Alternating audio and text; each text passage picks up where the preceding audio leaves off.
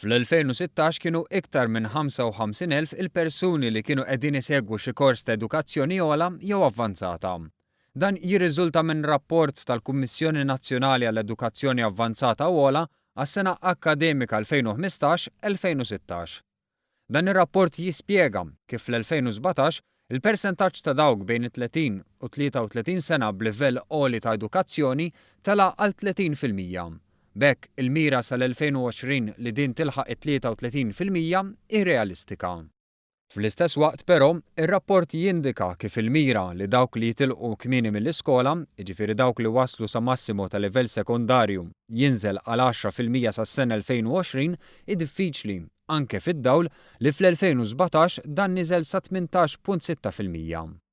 Intant il-persentaġġ ta' dawk fl-edukazzjoni tul il-ħajja rażida qawwija l fuq għal 10.1% bil-mira għall-2020 ta' 15% jidher li diffiċli tintlaħaq anke fil-medja Ewropea.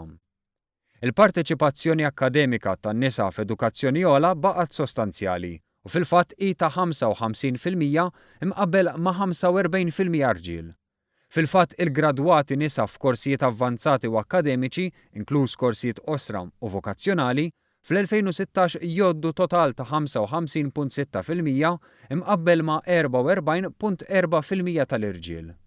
Fost oħrajn il-parteċipazzjoni tan-nisa kienet ikbar fi studji tal-arti u umanistiċi kif ukoll fl-edukazzjoni u l-kura tas-saħħa, filwaqt li l-irġiel kellhom preżenza iktar qawwija f'korsijiet ta' inġinerija, manifattura u kostruzzjoni kif ukoll teknoloġiji ta' komunikazzjoni u informazzjoni.